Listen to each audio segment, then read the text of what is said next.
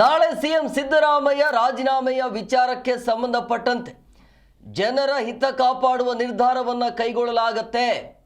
ಶಾಸಕಾಂಗ ಪಕ್ಷದ ಸಭೆ ಇನ್ನೂ ಕರೆದಿಲ್ಲ ಅಂತೇಳಿ ಸುರ್ಜೇವಾಲಾ ಹೇಳಿಕೆಯನ್ನು ಕೊಟ್ಟಿದ್ದಾರೆ. ಅಂದರೆ ಯಾವುದೇ ಊಹಾಪೋಹಗಳಿಗೆ ಕಿವಿಗೊಡಬೇಡಿ ಅಂತ ಹೈಕಮಾಂಡ್ ಯಾವುದೇ ನಿರ್ಧಾರವನ್ನು ಕೈಗೊಂಡಿಲ್ಲ ಅಂತ ಕೆಪಿಸಿಸಿ ಕಚೇರಿಯಲ್ಲಿ ರಣದೀಪ್ ಸಿಂಗ್ ಸುರ್ಜೇವಾಲಾ ಅವರ ಸ್ಟೇಟ್ಮೆಂಟ್ ಇದು. ನಿನ್ನೆಯಿಂದ ಆಗ್ತಾ ಇರುವಂಥ ಬೆಳವಣಿಗೆಯನ್ನು ನೋಡ್ತಾ ಇದ್ರೆ ಸಿಎಂ ಕುರ್ಚಿಯ ವಿಚಾರವಾಗಿ ಒಂದಂತಕ್ಕೆ ಕ್ಲಾರಿಟಿ ಸಿಗತ್ತೆ ಅಂತ ಹೇಳಲಾಗ್ತಾ ಇತ್ತು. ಬಟ್ ಈಗ ಸುರ್ಜೇವಾಲಾ ಅವರು ಹೇಳ್ತಾ ಇರೋದು ಹಂಗೇನೂ ಇಲ್ಲ, ಯಾವುದೇ ರೀತಿಯಾಗಿ ಸಿಎಂ ಬದಲಾವಣೆ ವಿಚಾರದ ಬಗ್ಗೆ ಚರ್ಚೆನೇ ಆಗಿಲ್ಲ ಅಂತ ಅವ್ರಂಗೆ ಹೇಳ್ತಾರೆ. ಅವ್ರು ಹೇಳ್ದಂಗೆ ಯಾರು ಕೇಳ್ತಾರೆ ಈಗ ಅನ್ನುವಂಥ ಪರಿಸ್ಥಿತಿ ಈಗ. ನಿನ್ನೆ ಹಂಗೆ ಹೇಳಿದರು ಕೆ ಸಿ ವೇಣುಗೋಪಾಲ್ ಸುದ್ದಿಗೋಷ್ಠಿ ಮಾಡುವಂಥ ಸಂದರ್ಭದಲ್ಲಿ ಅಂಥದ್ದೇನು ಚರ್ಚೆ ಆಗಿಲ್ಲ ಅಂತೇಳಿ. ಆಮೇಲೆ ಗೊತ್ತಾಯಿತು ಆಗಿರೋದೇ ದೊಡ್ಡ ಮಟ್ಟದಲ್ಲಿ ಚರ್ಚೆ ಆಗಿದೆ ಕುರ್ಚಿಯ ವಿಚಾರವಾಗಿ ಅನ್ನೋದು.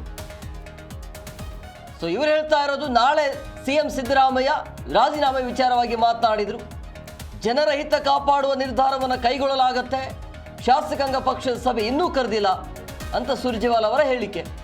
ಯಾವುದೇ ಊಹಾಪೋಹಗಳಿಗೆ ಕಿವಿಗೊಡಬೇಡಿ, ಹೈಕಮಾಂಡ್ ಯಾವುದೇ ನಿರ್ಧಾರವನ್ನು ಕೈಗೊಂಡಿಲ್ಲ ಅಂತ ಕೆಪಿಸಿಸಿ ಕಚೇರಿಯಲ್ಲಿ ರಣದೀಪ್ ಸುರ್ಜೇವಾಲಾ ಈ ರೀತಿಯಾಗಿ ಹೇಳಿಕೆಯನ್ನು ಕೊಟ್ಟಿದ್ದಾರೆ. ಗೊತ್ತಿಲ್ಲ ಯಾರನ್ನು ನಂಬಬೇಕು ಯಾರನ್ನು ಬಿಡಬೇಕು ಅನ್ನೋದು. ಇಡೀ ದೇಶದಲ್ಲಿ ಈ ಮಟ್ಟದಲ್ಲಿ ಚರ್ಚೆ ಆಗ್ತಿದೆ ಅಂದರೆ ಬಹುಶಃ ಏನೋ ಒಂದು ಇರುತ್ತೆ ಅಂತ ಸುರ್ಜೇವಾಲಾ ಹಂಗೆ ಹೇಳ್ತಿರ್ಬೋದು. ಯಾಕಂದರೆ DK ಬೆಂಬಲಿಗರು ಆಗಿರ್ಬೋದು ಅಥವಾ ಸಿದ್ದರಾಮಯ್ಯ ಬೆಂಬಲಿಗರು ಬೇರೆ ರೀತಿಯಾಗಿ ಸ್ಟೇಟ್ಮೆಂಟ್ ಕೊಡೋದು ಬೇಡ, ಏನೇ ಆದರೂ ಕೂಡ ನೇರವಾಗಿ ಹೈಕಮಾಂಡೇ ಅನೌನ್ಸ್ ಮಾಡಲಿ, ಈಗ ಮಾಧ್ಯಮದಲ್ಲಿ ಬೇರೆ ರೀತಿಯ ವರದಿ ಆಗೋದು ಬೇಡ ಅನ್ನೋ ನಿಟ್ಟಿನಲ್ಲಿ ಏನೋ ಒಂದು ಸ್ಟೇಟ್ಮೆಂಟ್ ಹೇಳಿರ್ಬೋದು. ಆದರೆ ಇದೇ ಪ್ರಶ್ನೆಯನ್ನು ಸಿದ್ದರಾಮಯ್ಯನವರಿಗೆ ಕೇಳುವಾಗ ಸಿದ್ದರಾಮಯ್ಯನವರೇ ಹೇಳ್ತಾರೆ ನಾಳೆ ಗೊತ್ತಾಗತ್ತೆ ಅಂತ. ಅವ್ರು ಹೇಳಬಹುದಾಗಿತ್ತು ಅಂಥದ್ದೇನಿಲ್ಲ ಅಂಥೇಳಿ.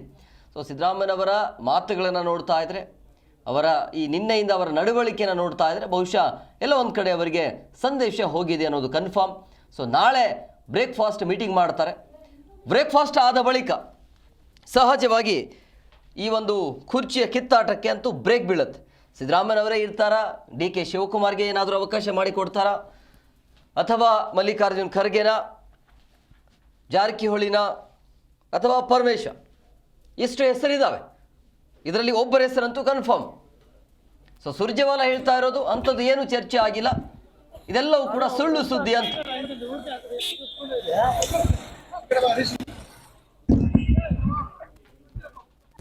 Some speculation will emerge. So I am requesting you with folded hands not to indulge in speculation. Siddaramaiah ji is a very seasoned, respectable leader of the party. Siddaramaiah ji as the leader of opposition, as chief minister twice, has contributed immensely to the Congress party. Shri DK Shivkumar is an organization man who has risen from Youth Congress to PCC. As a cabinet minister, he has served with multiple chief ministers and he continues to serve as deputy chief minister of Shri Siddaramaiah presently for last 3 years. So my humble request is, whatever decisions party will take in days to come, I shall inform you. But let's not speculate for tomorrow, day after tomorrow. Some speculation will emerge. So I am requesting you with folded hands not to indulge in speculation. Siddaramaiah ji is a very seasoned, respectable leader of the party. Siddaramaiah ji as the leader of opposition, as chief minister twice, has contributed immensely to the Congress party. Shri DK Shivkumar is an organization man who has risen from Youth Congress. So ನಾಳೆ CM ಸಿದ್ದರಾಮಯ್ಯನವರು ರಾಜೀನಾಮೆಯನ್ನು ನೀಡ್ತಾರಾ ನೀಡಲ್ವಾ ಅನ್ನುವಂಥ ಪ್ರಶ್ನೆಗೆ ಸುರ್ಜೇವಾಲಾ ಕಡೆಯಿಂದ ಬರ್ತಾ ಇರುವಂಥ ಪ್ರಶ್ನೆ ಅಂಥದ್ದೇನಿಲ್ಲ. ಅಂದರೆ ಈ ಕುರ್ಚಿಯ ವಿಚಾರವಾಗಿ ಯಾವುದೇ ರೀತಿಯಾಗಿ ಚರ್ಚೆ ಆಗಿಲ್ಲ. ಸೊ ಅದೆಲ್ಲವೂ ಕೂಡ ಸುಳ್ಳು ಅನ್ನೋ ರೀತಿಯಲ್ಲಿ ಸುರ್ಜೇವಾಲಾ ಅವರ ಹೇಳಿಕೆ ಇದೆ. ಆದರೆ ಸಿದ್ದರಾಮಯ್ಯನವರ ಹೇಳಿಕೆ ನೋಡ್ತಾ ಇದ್ದರೆ ಅದು ಬೇರೆ ಥರನೇ ಇದೆ. ಸೊ ಹಾಗಾಗಿ ಸುರ್ಜೇವಾಲಾ ಅವರ ಸ್ಟೇಟ್ಮೆಂಟ್ ಜನರ ಹಿತ ಕಾಪಾಡುವ ನಿರ್ಧಾರವನ್ನು ಕೈಗೊಳ್ಳಲಾಗ್ತಾ ಇದೆ ಅಂತೇಳಿ. ಅಂದರೆ ಏನು, ಕುರ್ಚಿ ಬದಲಾವಣೆ ಆದರೆ ಜನರ ಹಿತವನ್ನು ಕಾಪಾಡಬಹುದಾ ಗೊತ್ತಿಲ್ಲ, ಯಾವ ಆ್ಯಂಗಲಲ್ಲಿ ಅವರು ಮಾತನಾಡಿದರು ಅನ್ನೋದು.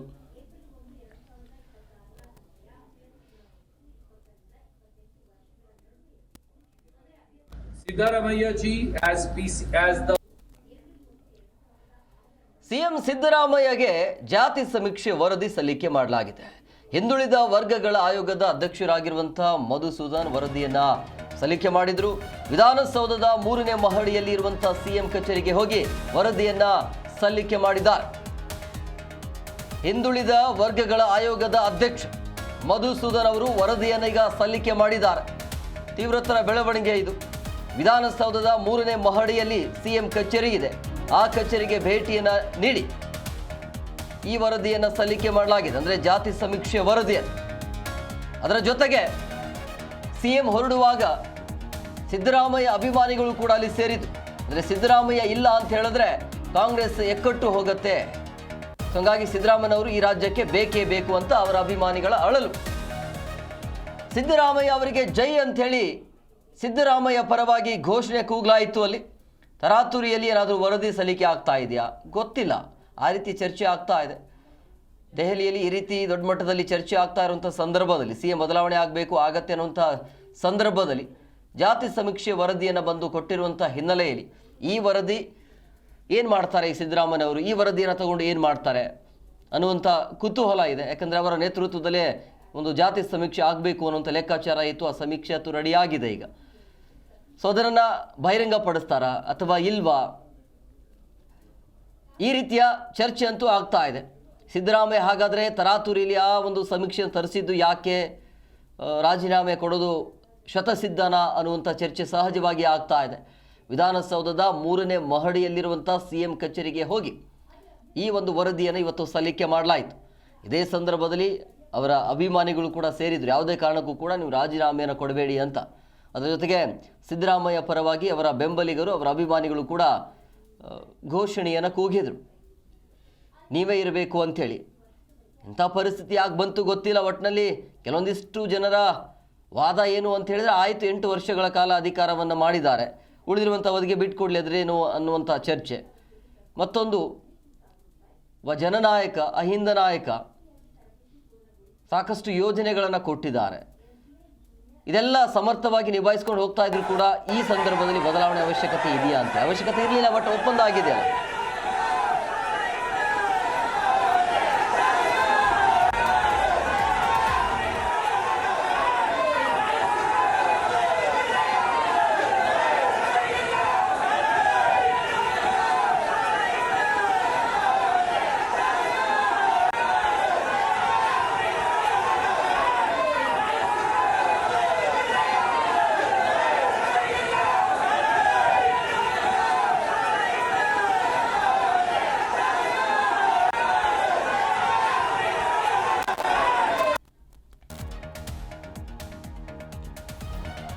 ಜಾತಿ ಸಮೀಕ್ಷೆ ವರದಿಯನ್ನ ಸ್ವೀಕರಿಸೋದು ಸರ್ಕಾರದ ಕರ್ತವ್ಯ.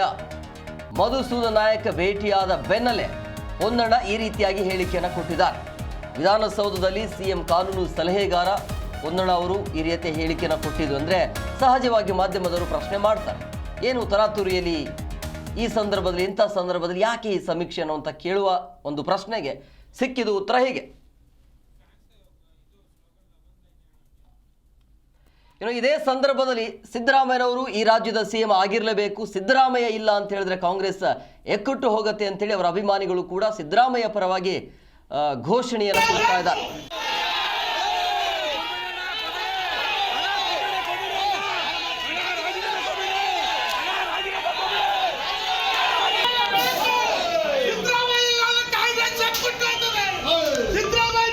सीएम निकल गए।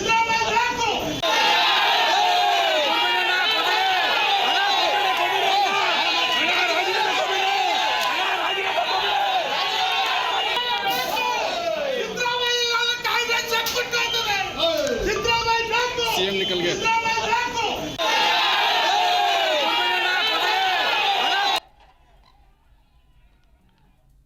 ನೋಡಿ, ದೃಶ್ಯಗಳಲ್ಲೂ ಕೂಡ ನೀವು ಗಮನಿಸ್ತಾ ಇದ್ರಿ, ಯಾವಾಗ ಡೆಲ್ಲಿಯಲ್ಲಿ ಆಗ್ತಾ ಇರುವಂಥ ಬೆಳವಣಿಗೆಯನ್ನು ನೋಡ್ತಾ ಇದ್ರೆ, ಒಂದು ಕಡೆ ಡೆಲ್ಲಿಯಲ್ಲಿ DCM DK ಶಿವಕುಮಾರ್ ಏನು ಪ್ರಯತ್ನ ಆಗಬೇಕು ಅದೆಲ್ಲ ಆಗ್ತಾ ಇದೆ.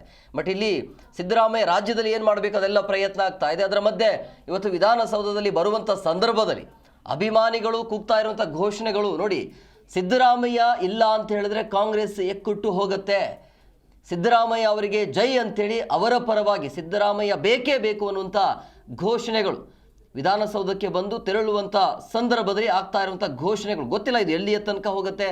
ಒಂದು ವೇಳೆ ನಾಳೆ ಏನಾದರೂ ಅನೌನ್ಸ್ ಆಗಿದ್ದೇ ಆದಲ್ಲಿ ರಾಜಕಾರಣದಲ್ಲಿ ಏನೆಲ್ಲ ಬೆಳವಣಿಗೆ ಆಗುತ್ತೆ, ಜನ ಅದನ್ನು ಒಪ್ಕೊಳ್ತಾರ ಇಲ್ಲ ಅನ್ನೋದು ಹೇಳೋಕ್ಕಾಗಲ್ಲ.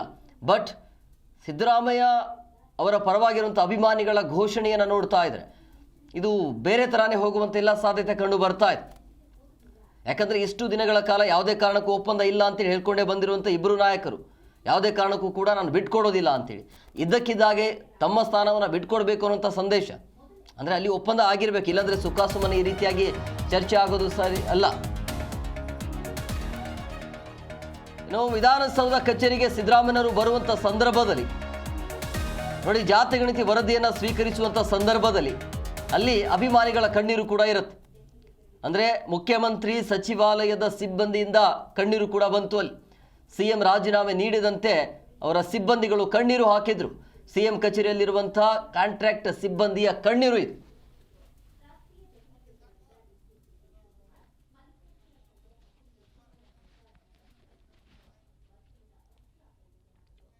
ಈ ಬಗ್ಗೆ ಮತ್ತಷ್ಟು ಮಾಹಿತಿ ನೀಡುತ್ತಾರೆ ನಮ್ಮ ಪ್ರತಿನಿಧಿ ಜನಾರ್ದನ್ ಹೆಬ್ಬಾರ್ ನೇರ ಸಂಪರ್ಕದಲ್ಲಿದ್ದಾರೆ. ಜನಾರ್ದನ್, ನಿಜವಾಗ್ಲೂ ಕೂಡ ಒಂದು ದೊಡ್ಡ ಬೆಳವಣಿಗೆ ಆಗುವಂಥ ಸಾಧ್ಯತೆ ಇದೆ ನಾಳೆ. ಬಟ್ ಈಗ ಈ ತರಾತುರಿಯಲ್ಲಿ ಜಾತಿ ಸಮೀಕ್ಷೆ ವರದಿಯನ್ನು ಕೊಟ್ಟು ಹೋಗಿದ್ರಲ್ಲ ಅನ್ನುವಂಥ ಪ್ರಶ್ನೆ ಈಗ ಏನಾದರೂ ಸಿಂಕಿದೆಯಾ? ಹೇಮಕುಮಾರ್, ಸಾಮಾನ್ಯವಾಗಿ ಯಾವುದೇ ಮುಖ್ಯಮಂತ್ರಿಗಳು ಅವರ ಅವಧಿಯಲ್ಲಿ ಮಾಡಿದಂಥ ಕೆಲಸ ಒಂದು ನೆನಪಿನಲ್ಲಿ ಉಳಿಬೇಕು ಅನ್ನೋಂಥ ಒಂದು ಅವರ ಒಂದು ಉದ್ದೇಶ ಇರುತ್ತೆ. ಆ ಕಾರಣಕ್ಕಾಗಿ ಈ ಒಂದು ವರದಿಯನ್ನು ಸ್ವೀಕರಿಸಬೇಕು ತನ್ನ ಅವಧಿಯಲ್ಲಿ ಅಂತ. ಯಾಕಂದರೆ ಇವರು ಮೊದಲ ಬಾರಿ CM ಆದಾಗಲೇ ಈ ವರದಿ ವಿಚಾರವಾಗಿ ಆದೇಶನ ಹೊರಡಿಸಿದ್ವು ಸಮೀಕ್ಷೆ ಮಾಡಿ ಅಂತೇಳಿ. ಆ ನಂತರದಲ್ಲಿ ಬೇರೆ ಬೇರೆ ಘಟನಾವಳಿಗಳು ಕೂಡ ನಡೆದಿತ್ತು, ಎಲ್ರಿಗೂ ಕೂಡ ಗೊತ್ತಿರುವಂಥ ವಿಚಾರ. ಈಗ ಆಯೋಗದ ಅಧ್ಯಕ್ಷ ಮಧುಸೂದನ್ ನಾಯ್ಕ ಅವರಿಗೆ ಸೂಚನೆ ಕೊಟ್ಟಿದ್ದರು ವರದಿಯನ್ನು ಸಿದ್ಧಪಡಿಸಿ. ಯಾಕಂದರೆ ಅವರು ಇನ್ನೇನು ನಿರ್ಗಮಿಸ್ತಾ ಇರುವಂತಹ CM ಈ ಸಂದರ್ಭದಲ್ಲಿ ಒಂದು ವರದಿಯನ್ನು ಅಂಗೀಕರಿಸಿದರೆ ಅದು ಅವರ ಹೆಸರಿನಲ್ಲಿ ಉಳಿಯುತ್ತೆ, ಇವರೇ ಅವಧಿಯಲ್ಲಿ ಇದು ವರದಿಯನ್ನು ಅಂಗೀಕರಿಸಲಾಯಿತು ಅನ್ನೋಂಥ ಒಂದು ಮಾತು ಉಳಿಯುತ್ತೆ ಅನ್ನೋಂಥ ಕಾರಣಕ್ಕಾಗಿ, ಮತ್ತು ಅಹಿಂದ ನಾಯಕ ಅಂತೇಳಿ ಗುರುತಿಸ್ಕೊಂಡಂಥವ್ರು, ಅದೇ ವಿಚಾರದ ಅದೇ ಹೆಸರಿನಲ್ಲೇ ಬೆಳೆದಂಥವ್ರು, ಆ ಕಾರಣಕ್ಕಾಗಿ ಅವರಿಗೆ ಇದೊಂದು ಹೆಮ್ಮೆಯ ಪ್ರತೀಕ ಕೂಡ. ಆ ಕಾರಣಕ್ಕಾಗಿ ಇವತ್ತು ವರದಿಯನ್ನು ಸ್ವೀಕರಿಸಿದ್ದಾರೆ. ಅದರಲ್ಲಿ ಏನಿದೆ ಏನಂತ ಅನ್ನೋದು ಮುಂದೆ ಅದು ಚರ್ಚೆ ಆಗುವಂಥ ವಿಚಾರ. ಅದರ ಸದ್ಯಕ್ಕೆ ವರದಿಯನ್ನು ಸ್ವೀಕರಿಸಿರುವಂಥ ಮುಖ್ಯಮಂತ್ರಿ ಯಾರು ಅಂತ ಕೇಳಿದ್ರೆ ಇವರ ಹೆಸರೇ ಬರುತ್ತೆ, ಇವರ ಅವಧಿಯಲ್ಲೇ ಆಗಿದ್ದು ಅಂತೇಳಿ. ಆದರೆ ಮುಖ್ಯಮಂತ್ರಿ ಯಾವುದೇ ಒಬ್ಬ ನಾಯಕ ಒಂದು ಪದವಿಯನ್ನು ಏರುವಂತಹ ಸಂದರ್ಭದಲ್ಲಿ ಜೈಘೋಷ ಹಾಕುವಂಥವ್ರು, ಅವರ ಬೆನ್ನಿಗೆ ನಿಲ್ಲುವಂಥವ್ರು ಸಾಕಷ್ಟು ಜನ ಇರ್ತಾರೆ. ಆದರೆ ನಿರ್ಗಮಿಸುವಾಗ ಎಷ್ಟು ಜನ ಇರ್ತಾರೆ ಅನ್ನೋದು ಭಾಳ ಮುಖ್ಯ ಆಗುತ್ತೆ. ಇವತ್ತು ಸಿದ್ದರಾಮಯ್ಯನವರು ವಿಧಾನಸೌಧಕ್ಕೆ ಬಂದಂಥ ಸಂದರ್ಭದಲ್ಲಿ ಒಂದಷ್ಟು ದೃಶ್ಯಾವಳಿಗಳನ್ನು ನೋಡಿದಾಗ ನಮಗಿದು ಭಾಸವಾಗುತ್ತೆ. ನಿರ್ಗಮಿಸ್ತಾ ಇರುವಂಥ ನಾಯಕ ಅನ್ನೋದು ಇನ್ನೇನು ಅಧಿಕೃತ ಘೋಷಣೆ ಆಗದೇ ಇರ್ಬೋದು, ಆದರೆ ಬಹುತೇಕ ಖಚಿತ ಈಗ CM ಸ್ಥಾನಕ್ಕೆ ರಾಜೀನಾಮೆ ಕೊಡ್ತಾರೆ ಇವತ್ತು ನಾಳೆ ಅನ್ನೋಂಥ ರೀತಿಯಲ್ಲಿ ಇರುವಂಥ ಸಂದರ್ಭದಲ್ಲಿ ಸಾಕಷ್ಟು ಜನ ವಿಧಾನಸೌಧದಲ್ಲಿ ಬಂದಿದ್ದರು. ವಿಧಾನಸೌಧದಲ್ಲಿ ಅವರು ಲಿಫ್ಟ್ವರೆಗೆ ಹೋಗುವಂಥ ಸಂದರ್ಭದಲ್ಲಿ ಒಳಗಡೆ ಹೋಗಿ ಬಂದಂಥ ಸಂದರ್ಭದಲ್ಲಿಯೇ ಸಾಕಷ್ಟು ಜನ ಬಂದು ಒಂದು ರೀತಿಯಲ್ಲಿ ಮೌನಕ್ಕೆ ಶರಣಾಗಿದ್ದರು ಒಂದಿಷ್ಟು ಜನ. ಇನ್ನು ಕೆಲವರು CM ಕಚೇರಿಯಲ್ಲಿ ಬೇರೆ ಬೇರೆ ಕಚೇರಿಗಳಲ್ಲಿ ಕೆಲಸ ಮಾಡುವಂಥವ್ರು ಸುಮಾರು 300ಕ್ಕೂ ಹೆಚ್ಚು ಜನ ಇದ್ದಾರೆ, ಅವರು ಗುತ್ತಿಗೆ ನೌಕರರು.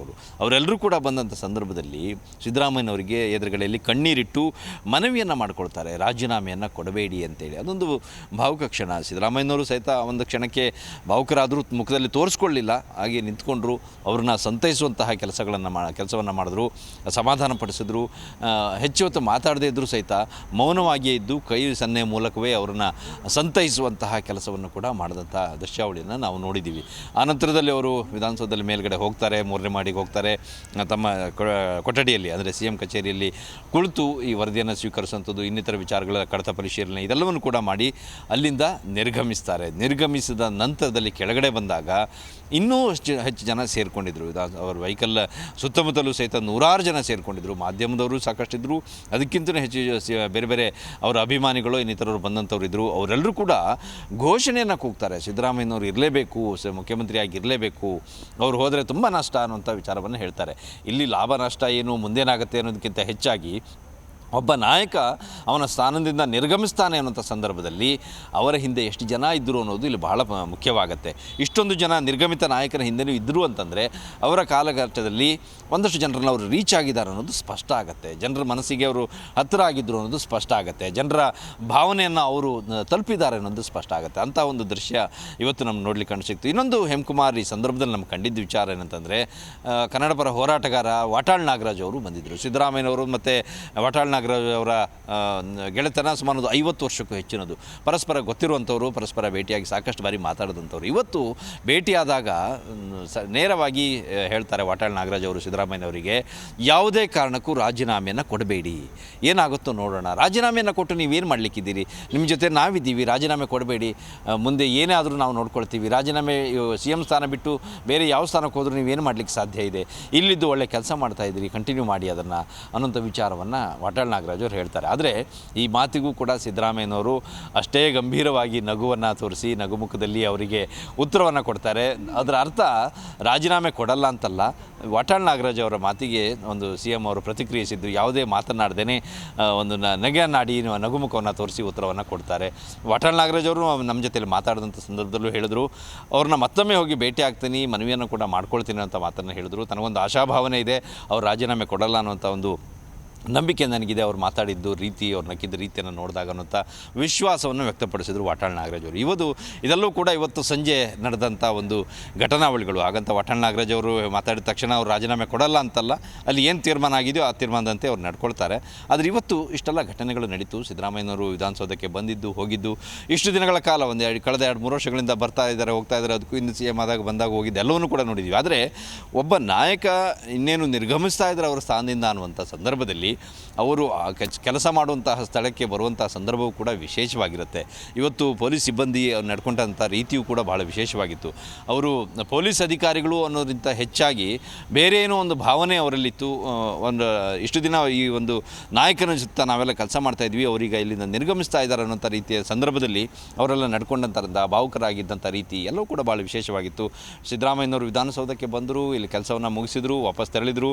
ಹೆಚ್ಚು ಮಾತನ್ನು ಕೂಡ ಯಾರ ಜೊತೆಯಲ್ಲಿ ಹೆಚ್ಚು ಮಾತಾಡಲಿಲ್ಲ. ತಮ್ಮ ಕೆಲಸ ಏನಿತ್ತು ಅದು ಮುಗಿಸಿ ಅತ್ಯಂತ ಮೌನವಾಗಿಯೇ ವಾಪಸ್ ಹೋಗಿದ್ದಾರೆ. ಮುಖದಲ್ಲಿ ಅದೇ ಒಂದು ಗಾಂಭೀರ್ಯತೆ ಇತ್ತು.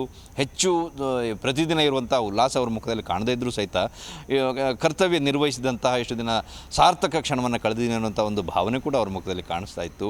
ನಾಳೆ ಏನಾಗುತ್ತೋ ಗೊತ್ತಿಲ್ಲ. ಉಪಹಾರ ಸೇವನೆ ಆದ ನಂತರದಲ್ಲಿ ಮುಂದೆ ಏನೇನು ತೀರ್ಮಾನ ತೆಗೆದುಕೊಳ್ತಾರೋ ಗೊತ್ತಿಲ್ಲ. ಈಗ ಸದ್ಯಕ್ಕಿರುವಂಥ ನಿರೀಕ್ಷೆ ನಾಳೆ ಅವರು ಮಧ್ಯಾಹ್ನ ಗವರ್ನರ್ನ ಭೇಟಿ ಆಗ್ತಾರೆ, ರಾಜೀನಾಮೆ ಕೊಡ್ತಾರೆ, ಮುಂದೆ DK ಶಿವಕುಮಾರ್ ಅವರು CM ಆಗ್ತಾರೆ ಅಂತ ಈಗ ಸದ್ಯಕ್ಕಿರುವಂತಹ ಒಂದು ವಾತಾವರಣ. ರಾಜಕೀಯದಲ್ಲಿ ಯಾವ ಕ್ಷಣದಲ್ಲಿ ಏನಾಗುತ್ತೋ ಗೊತ್ತಿಲ್ಲ. ನಾಳೆವರೆಗೂ ಕೂಡ ಕಾದು ನೋಡಬೇಕಷ್ಟೇ. Hemakumar. Okay, thank you Janardhan ನಿಮ್ಮೆಲ್ಲ ಡೀಟೇಲ್ಸ್ಗಾಗಿ.